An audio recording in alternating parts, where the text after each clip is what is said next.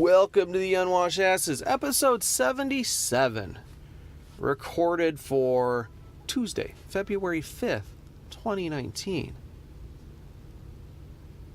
I think I said the 4th for the last episode.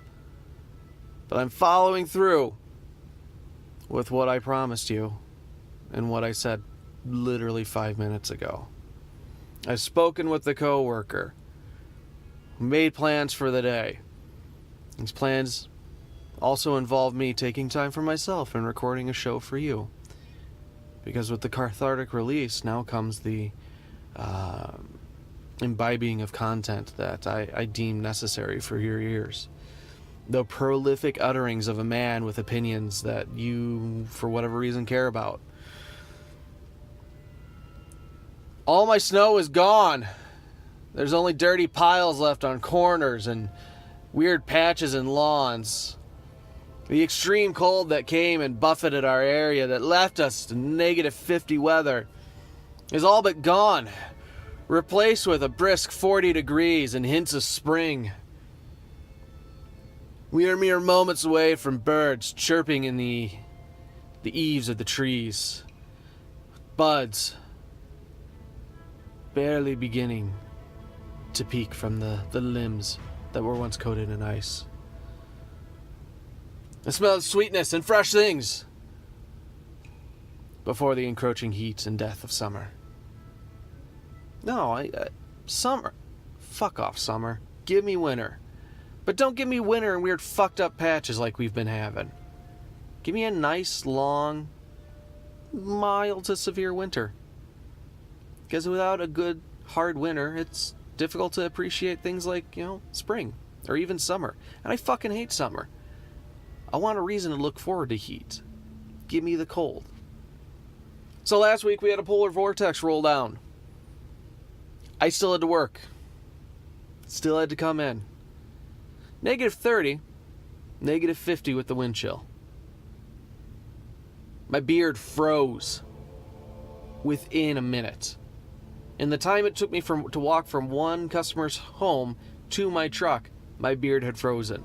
There were white patches all over it.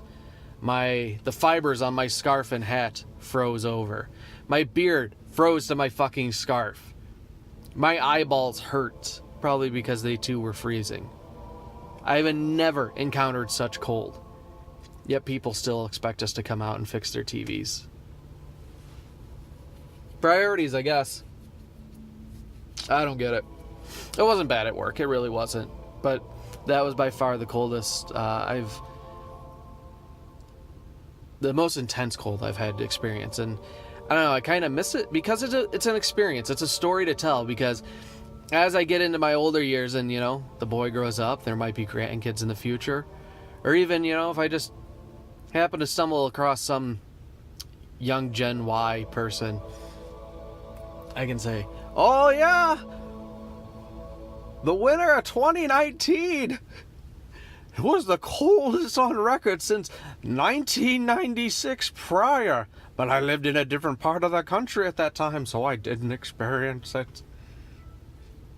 And I can ramble on about how cold it was and that, global warming is a thing and you guys aren't going to experience it like that, except in cases like this where, the polar vortex, rather than being centered up on the North Pole, is like, I'm going to go venture down to Wisconsin for some G's and fuck up the Midwest in general. It was cold, but it was an experience. It's something worth doing, where even if you have a bad time, you now have a story to tell. And I think that's what makes it worthwhile. But, sorry, I'm getting distracted with work. It's a big job coming up. It's not mine. I'm going to help, but ugh. I don't like the idea of being stuck in somebody's house for hours on end. I do primarily trouble calls, so I'm in and out within an hour, ideally. And being at somebody's house for more than an hour, it gets unsettling. I get an anxiety, like, gotta get out of here, gotta get out, out. Especially if it's a dirty house. Like, case in point, the house I was just at, dogs. Big dogs. Now, I'm okay with dogs. What I'm not okay with is the smell of dogs, especially if the house isn't kept clean. Now, the house was picked up, but it wasn't clean. Where, I get behind the entertainment center and there's a solid inch of dog hair and just the oils and dander, you can smell it and it clings to your clothes and your fingers. It's disgusting. And I know that dog owners are mostly immune to it, but fuck's sake, if you have somebody coming over, be it, company you actually want to see or a repairman, make sure you take care of that stuff. Make it clean. You have no sense of shame? You should. It's pretty awful. What's even worse, though, are the giant heaping piles of dog shit that your miniature horses are leaving out in your fucking yard that you can't be bothered to clean up. It's gross. It's disgusting. It's no bueno. And I don't know how you live with yourselves. Or is it a thing where you have to wait for winter to pass by? Kind of like cleaning up cigarette butts out of snow piles, where you then can go clean up all the dog shit out of the yard. I don't know. But it's gross, and I hate it. And I don't know how you live with yourselves. So that's complaint 1 and 2, 3? 3. Yeah, we can make 3 complaints out of that. Complaint 4, because of the rapid way in which our weather changed and we went from negative 50 to positive 40, a lot of fog. We had a ton of snow get dumped on us. A ton of snow before the vortex came in and froze everything. What happens when everything freezes? Well, the ground freezes as part of it. So when all that snow rapidly gets melted because of rain and just overall warmer ambient air temperature, we get a lot of water that doesn't go back into the ground. So we've had some flooding, and we also have had a lot of fog. Now, much like the terrible storm of 2019, this is some of the worst fog I've had to deal with, and it's been around the past 3 days. This is the first day where it's kind of been clear, to the point where I have a hard time seeing 50 meters in front of me. 50. Not even 100. 50. Where I have a hard time catching a turn unless I'm right on top of it, where I'm driving 30 miles an hour, and you can't turn your highs on because then you just get blinded. Turn your lows on. And fucking people don't turn their lights on, and it's awful. They're assholes. It's great that you can see because it's daylight, but I need to be able to see you in your tiny gray fucking Cobalt. Or your Mazda 3.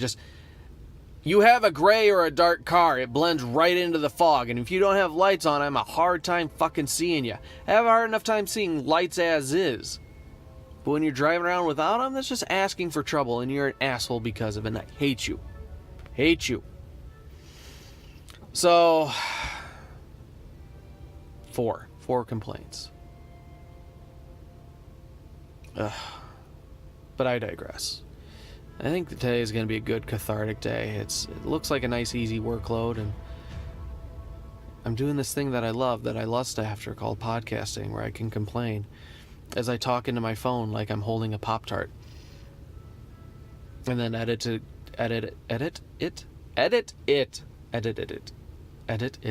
together later tonight and upload it, and you're like, holy shit, I've got 2 new episodes. It's like fucking Christmas.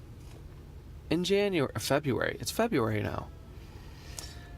Which means tax time. Finally got my W-2s. I was waiting on the second one. I'll be so glad when I don't have to file 2 fucking W-2s every year. And hopefully my tax company has the Wisconsin module ready so I can get that shit filed. Federal's all done for one company. But I don't know. Taxes aren't too bad when you're young. 34's young. And don't have property or really anything to declare. You have a child, but it's okay because your ex claims them on the taxes anyways. Fuck it. Who cares? I don't mind, that she's capped out on her return money. That's cool. She uses it to take care of the kid. That's all I care. What would I use it on?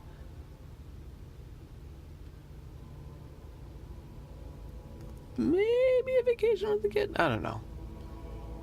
I don't know. I don't have needs. I just bought an office chair. I'm waiting for that to come in.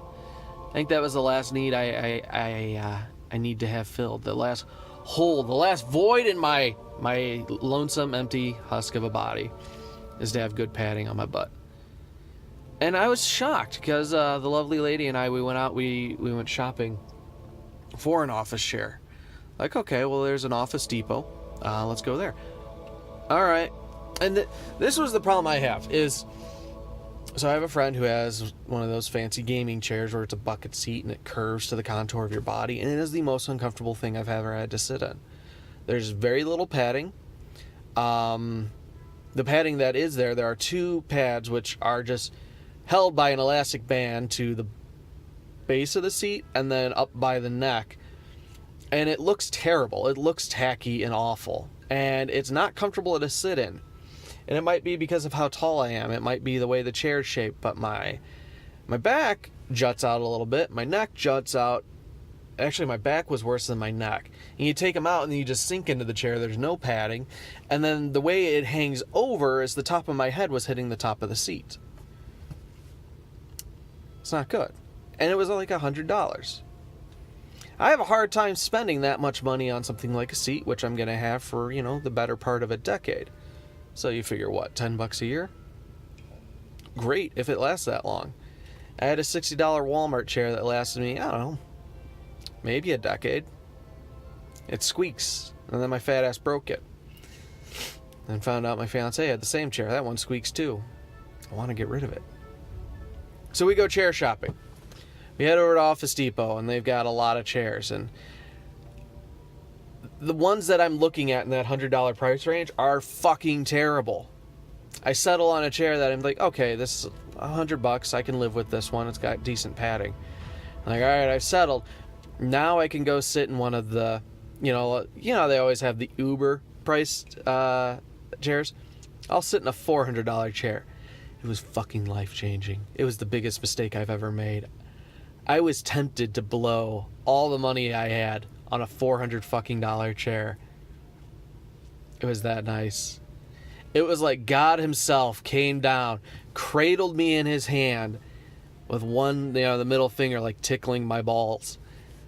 And I was in heaven. It was delightful. It was everything I could ever hope of. And when I went to go sit back in the chair, I planned on buying like, this is shit. Now I can feel all the things that are wrong with it. I couldn't buy that chair. So my fiance is like, okay, well, spend a little bit more money. Like, maybe raise it $50. So there was another chair. It was marked at like $200, I think, but they had it down to $130. Like, I can spend an extra $30 if it makes the difference. And it made the difference. It made the difference. I didn't hear a choir of angels sing as God tickled my balls, but I also didn't have a piece of plywood digging into my back. It was a happy medium, and a price that I could afford, without feeling bad about spending the money. So we take the ticket, we go up to the front, we're like, hey, I'd like this chair. Did you talk to somebody earlier? No. We brought you the thing so you could page them and bring it back. Okay. So they call somebody up. He goes in the back. It's like, we don't have this one in brown. Like, I'm sorry, in black, because I wanted the black one. I'm like, it's okay. I can settle for brown. It's a chair. If I really hate the color that much, I can throw something on top of it, but I'm okay with brown. So he pulls out his phone and he's like, we don't have it in brown either. I'm like, okay. Office Depot didn't have it. That's okay, because there's a furniture store right next door. We walk over there. Yeah, we don't have office furniture. Okay. Head on over to the store where we bought our bed. Another furniture store. We don't have office furniture. Okay. Drive across town a little more. Go over to Target. No office furniture. I lie. There's 3 office chairs. They're $30 and they're shit. Okay. Drive over to Best Buy. The last fucking hope I have. They sell computers. They sell office equipment. They better have office furniture. They sell fucking microwaves and toaster ovens and fridges and stoves and all kinds of shit. No office furniture. Okay. So to Amazon I go. Amazon. The last hope I have. The last hope I have. I find the chair. I find it. And it's $30 cheaper than what Office Depot had it listed at. Like, cool. I was kind of hoping to get a chair today, but I guess I can wait a week.